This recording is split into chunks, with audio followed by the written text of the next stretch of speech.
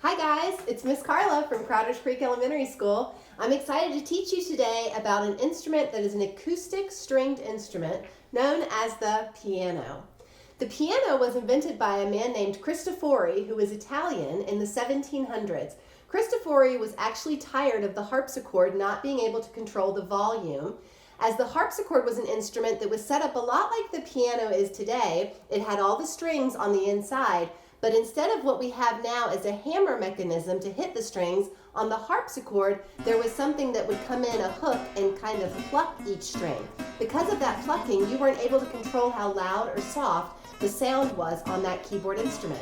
So Cristofori decided to invent what was called the pianoforte in the 1700s. The reason why it was named pianoforte is because in Italian and in music, when we say piano, that actually means that something is soft or quiet. Forte means loud. So they put those two terms together, and that's how the piano actually got its name. At first it was pianoforte, and then it kind of got shortened to just piano. The modern day piano has 88 white and black keys.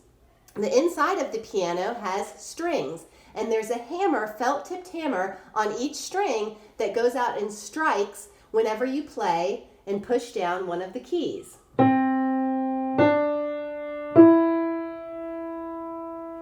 There's also black keys, and the black keys are for the accidentals, the sharps and flats in music.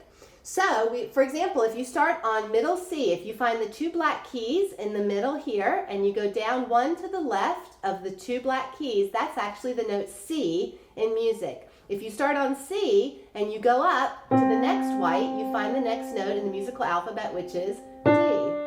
After D comes E, F, G, and then as we know, the musical alphabet starts over, and it's A, B, C.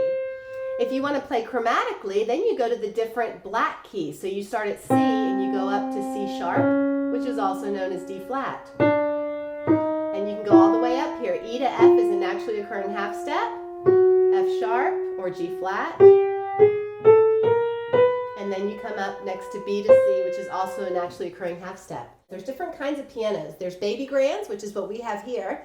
There's grand pianos, which are much longer, and there's an upright piano, which doesn't have anything going out the back. It's just kind of flat, like it would be against a wall. So there's 3 pedals on the bottom.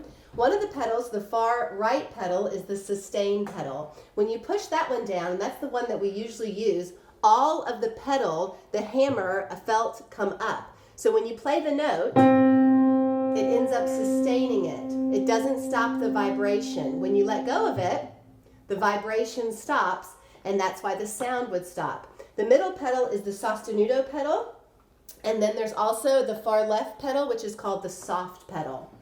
So the piano can play in lots of different styles of music, which we'll see in just a minute, but I want to kind of give you an example of what a beginning piano student would be able to play. So I've got a special helper here with me. Matt is going to share with you a piece that he's been learning on the piano.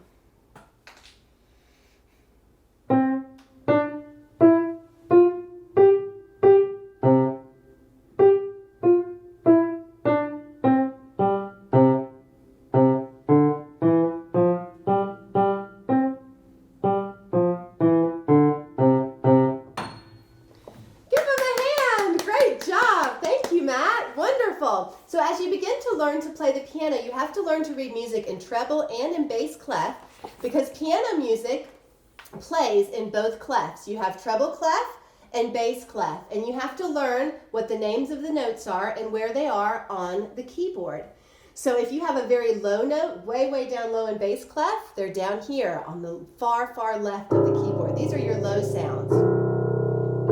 And as you go all the way up to the top, like you heard Matt play, this is the highest note on the piano. The piano can play in different styles of music as well, and we're going to have another special guest, Mr. Andrew, come and play for us some different styles of music. So the piano can play in classical style.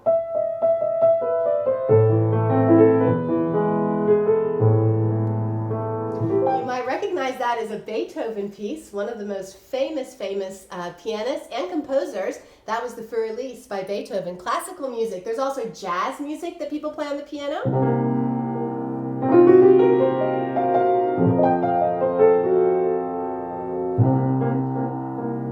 And there's also rock music that people play.